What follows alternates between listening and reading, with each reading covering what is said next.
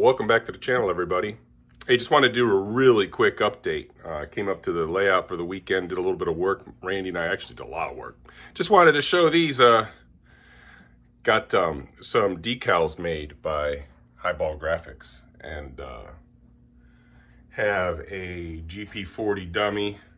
I'm actually going to redo this one a little bit. I tried to get our little logo in. It just didn't work with the blue and the yellow, so I think I'm going to make some minor adjustments to this guy so I can get our full logo on there. But got the logo on this little Santa Fe Jeep. I'm not crazy about this color scheme, never have been, and that's not meant to disparage those that like the blue and yellow bonnet Santa Fe's. But came across this GP38 for a really good price. It's a 5-volt PS2 unit, and just figured I'd weather it up a little bit, make it look a little used, and you know, put our logo on it. A little bit different. Sounds like Randy just hopped in the shower. Sorry. But yeah, got those running, and it was real fun, kind of having them run around the layout with our logo on them. Have another started bringing the scenery around. Just kind of working it around. There's going to be a tunnel portal over here where you see that auto rack sticking out. And if everybody remembers, this section over here, which is not done, but it's getting there, this is removable in case we ever get any derailments back there. But kind of coming around, I did put a bunch of cars on. I think I put a short up, and the lighting's going to be weird because it's behind me, but weathered up a few of those cars I got from the Berea train show. This is another custom car that I made. Gonna have a few of these. These are for our Lake Erie Midwestern, just kind of boxcar leasing pool. Got our little logo on there. So that one's got just a shade of weathering on it. I'm sure, especially with the light coming from behind me in the sun, probably can't see it, but it's very, very dimly or very lightly weathered.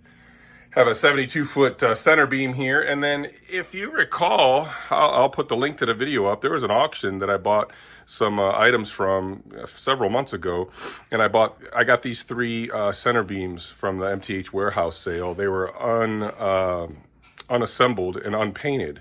So this guy right here, I decided it's missing a little step down there, so I'm gonna have to put a step on it, but kind of decided to fade this one way down and make it look roughed up, and patched it out for Lake Erie Midwestern. Had some decals, put some decals on it, and you know, pretty happy with the way the rust work turned out on that one. Sorry about the shadows. You know, for those of you that like to keep your stuff looking brand new and perfect, hey, I get it. I kind of like to have a variety on the railroad, and this one's seen some use.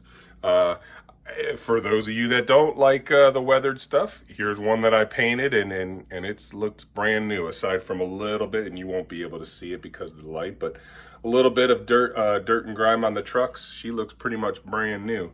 So same set of cars. I've got one more. It's missing a few parts, so have some plans for that one.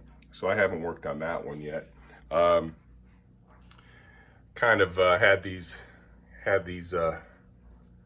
these in another auction. I think I put a video when I got these. I got these center beam, these MTH center beam. I'm sorry, not center beam. Bulkhead flat cars. I painted the wood slats on those. Just got a couple temporary loads on here now. Painted the wood slats on those, weathered them down, and just put a little bit of road grime in use. Faded the paint down a little bit, so it looks like I got a little bit of sun bleaching on there. Like how that one turned out.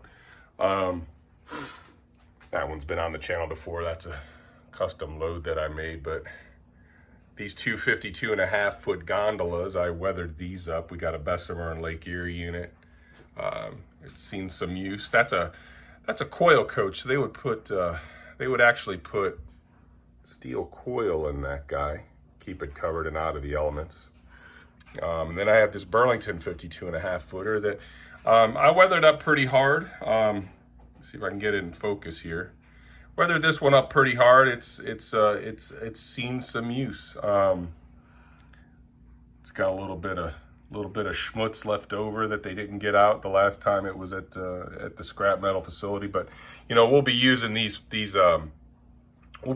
cars at our scrap metal facility. That is actually, I'm about to start wiring it up here the next time I come up, but I used to use this space as a work area, but I'll show you why that is no longer going to be necessary. So going to start working on the scrap metal facility over here. I'll get the wall work done. Get this is going to be on a toggle switch, so we won't always have power come into these tracks unless we need to. So that's that. And then kind of the big news, I'll walk you back over here. Kind of the big news, we started adding our expansion, put some drywall up, but started adding our expansion to get us down to our lower level, which the lower level, again, is just going to kind of mirror the main line up top. Like you see up top here, it's going to mirror the main line up top, and it's going to give us about an extra, you know, scale mile worth of track down below. And you won't really see a whole lot. We'll just actually be able to see, you know, the trains right out in front here. What's going to be back there? There'll be some storage tracks, so we don't have to constantly box and unbox our rolling stock. But got this all framed up and ran the framing down and around. This is 060.